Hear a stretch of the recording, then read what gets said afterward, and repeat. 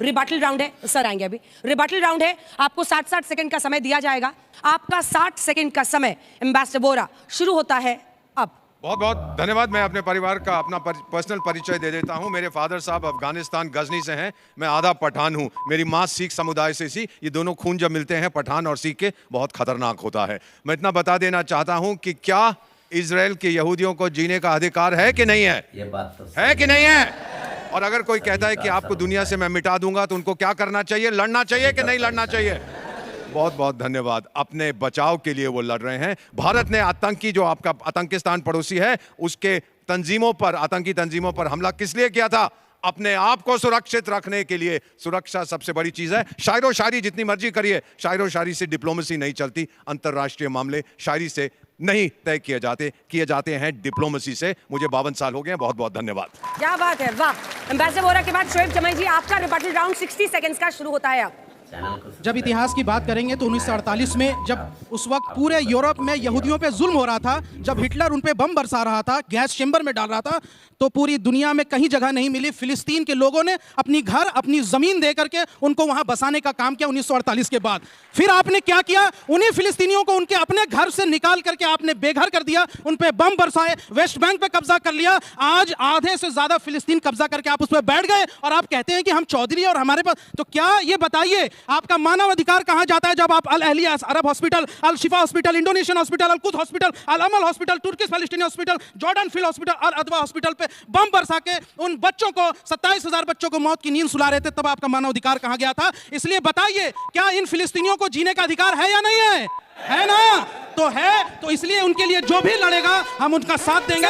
Iran भी मजबूत है भाई। आज तो जबरदस्त मुकाबला हो रहा है। देखते हैं अब बच्चों के सवाल। आप दोनों अपनी जगह पर जा सकते हैं। प्रोफेसर मैम आप आ जाइए और रशीदी जी आप आ जाइए। बच्चों से एक एक सवाल लेंगे, तीनों हिस्से से एक एक सवाल लेंगे। जिसको जो सवाल पूछना है पूछे और ये आंसर करेंगे। यहाँ से कौन पूछेगा सवाल? तय कर लिया आपने? आप ही पूछ रहे हैं, आइए। यहाँ पे ईरान और इजराइल के युद्ध में भारत अपने हितों की सुरक्षा सबसे महत्वपूर्ण है, तो ये करनी जरूरी है, ना कि उनके सही गलत कौन है, कि अग्रेसिव कौन है, प्रॉक्सी वॉर क्या है। हमें भी पता है कि प्रॉक्सी वॉर हम बहुत सालों से झेल रहे हैं।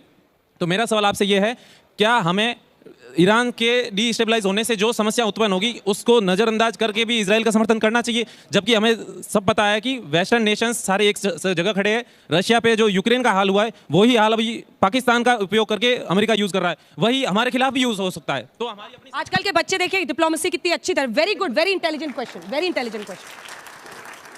आपने जो प्रश्न पूछा और आज के वाद विवाद, इस पूरे शो का जो टॉपिक है, मैंने उस टॉपिक पर अपने विचार रखे। वो टॉपिक ये था कि क्या ईरान इजराइल को हरा सकता है। तो मैंने दोनों की सैन्य शक्ति किस प्रकार की है, अंतर्राष्ट्रीय जगत में दोनों की लॉबिंग किस प्रकार की है, उसको मद्देनजर रखते हुए जवाब दिया। आप प्रश्न बिल्कुल अलग पूछ रहे हैं। आप भारत के स्टैंड की बात कर रहे हैं। भारत को यदि देखें तो अभी तक न्यूट्रल स्टैंड लेकर के खड़ा हुआ है। आप इजराइल पैलेस्टीन को भी देखेंगे तो हम दोनों को समर्थन देते हैं। जब आतंकवाद का विरोध करने की बात आती है तो हम हमास के अटैक का विरोध करते हैं और इजराइल के साथ खड़े होते हैं। लेकिन जब बात आती है पैलेस्टीनियंस के एग्जिस्टेंस की, तो हमारी विदेश नीति में हमने पैलेस्टीन को मान्यता दे रखी है। तो भारत एक न्यूट्रल स्टेट की तरह अभी इस पूरे कॉन्फ्लिक्ट को देख रहा है। हम किसी मिलिट्री अलायंस का पार्ट नहीं है, हम नाटो का पार्ट नहीं है। तो हमारे सामने ऐसी कोई व्यवस्था नहीं है कि हम पश्चिमी एशिया में जाकर किसी प्रकार के विवाद में कूदें। यही आपके सवाल का जवाब जी। अब यहाँ से कौन सवाल पूछेगा? लड़कियों को मौका दीजिए। मैं एक बार फिर पूछ रही हूँ, किसी का मन नहीं बदला है थोड़ा सा भी? इधर भाई, इधर पहली जीत हो गई है। आइए आइए आइए, आने दीजिए। आप यहीं पे बैठ जाइए, यहीं पे बैठ जाइए। गमछे का रंग बदल लीजिए। किधर? इधर। वाह, चलिए भाई। मेरा क्वेश्चन बहुत सिंपल है।